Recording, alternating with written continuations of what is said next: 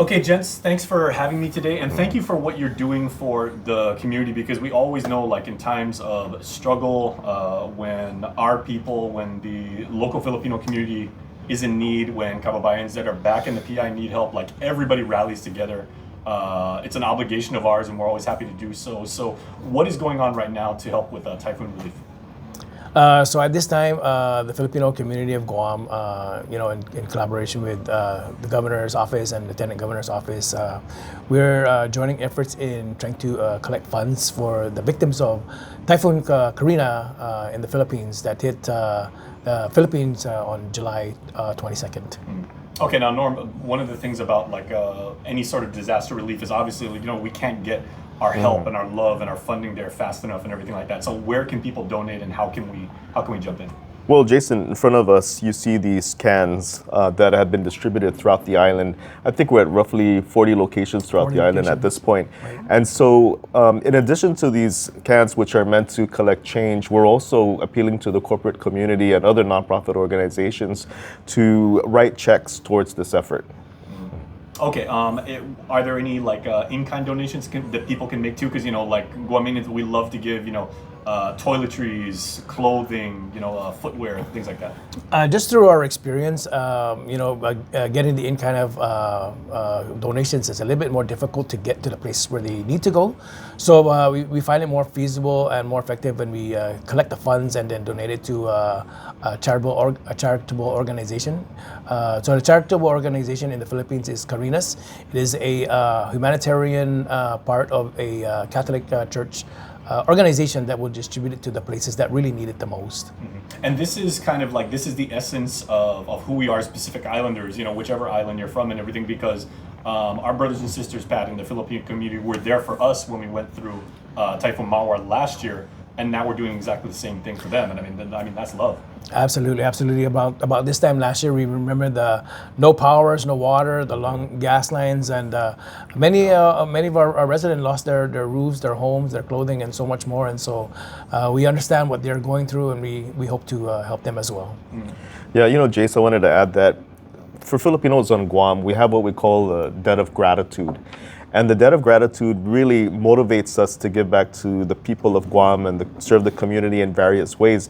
But also along those lines is the obligation that we also feel towards our countrymen in the Philippines, who we call our kababayans, to really reach out and help them in their hour of need. What has been the feedback and some of like the dialogue you've had with with the local Filipinos here about like what they want to do, how they were affected, as you and your wife found out last year, staying in communication and just getting information? We're very happy that the Filipino community has been out in the community doing all kinds of other activities. We're receiving a pretty good response from many of our many of our Filipino companies and also our local companies, and so we're looking for so much more to give back. And again, like we want people to highly consider and like give until it hurts, as they say, right? But we don't want people to kind of like dilly-dally and say, oh, okay, that looks good. I'll give them when I'm on when I'm on my way out from like the mall or something like that. We really want people to give because our brothers and sisters over there really need it now. Yeah. There's a sense of urgency, and the cutoff date that we're looking at is towards the end of this month. Right. And really, this is one of those situations where if you're walking past this can and you say, yeah, I'll do it next time, well, that next time may not be there for you. So we really want to appeal to everybody that while it's fresh in your mind, while you see the can here, please make the donation. And we're hoping to collect as much as we can get. Well, talk about, Pat, because you were really good again, like last year when I interviewed you and your family, and just talking about like because this will really like appeal to people's like sense of humanity, right? The extent of the damage that the typhoon like caused and everything, and approximately like how many people are affected and like which provinces, if people are able to relate. Yeah, we know that the main areas that were hit were in the Metro Manila area and the surrounding areas in there. We know it was about as of 2 weeks ago, there was about 39 deaths, and there was a large amount of the population that were affected. And so we don't know the latest numbers right now, but we know that number is pretty significant. Yeah, just to put into perspective, Jace, for someone who's never visited the Philippines, it's really tough to compare it to Guam, for example, where we have pretty sturdy infrastructure, concrete homes, and so forth. But in the Philippines, a lot of the residents are living in wooden homes, and the damage that's done to those areas are really very difficult to repair, and a lot of them have been displaced. So the way of life that they knew before the storm, it's going to take a long time for them to get back to that. And this little bit of help that we're trying to do here to send to them, it may not solve their problems overnight, but at least it'll let them know that there are people out there who care about them. And hope has no price tag and everything like that. People that we've never even met before, they know right. that somebody on the other side of the planet, or in this case across the Pacific, like really cares for them and everything like that. That goes a long way. Right, Yes. right. Okay, so I know you said that it's about 40 places right there. Can you just let me know, like, what are some of the rough places that, like shoppers or people going around and everything, where we can expect to see these camps? Sure. I'm going to go ahead and just run down our list. You can go to any of these locations and you'll find these scans.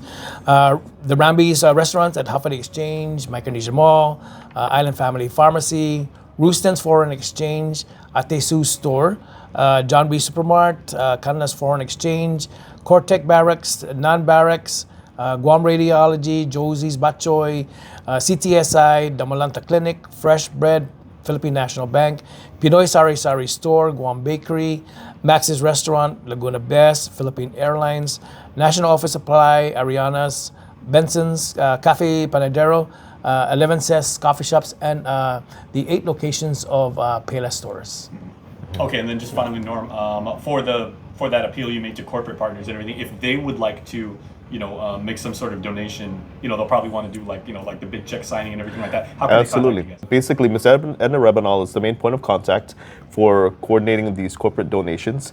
We have a very specific fund designated towards that. It's called a welfare fund in the Filipino Community of Guam's accounting system. So everyone can be rest assured that everything is accounted for, and the funds that are going towards this account are specifically for this effort.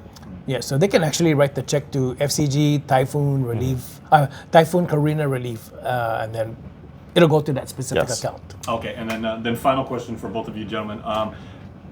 What message would you like to say if you can speak directly to like our kababayans in the PI who've been through this and now they face hardship and they may be feeling like a little bit of despair? What would you like to say to them directly? Mr. President, you go first. All right. It's been a year since we've gone to our super typhoon, and it's still very fresh in our minds what we've gone through, the hardships that we've gone through. We remember our brothers and sisters or victims in the Philippines who are going through the exact same catastrophe exact same disaster that we've been through, and so any little help that we can give will go a long way. So we plead to our fellow kababayans and our Guam community if we can find a little bit of support in your heart to help our fellow brothers and sisters. We really appreciate that. And maraming salamat po. Yeah, and I think the global Filipino community, we all come together when there's a time of need. And with us being on Guam, we're just a 3-hour flight away.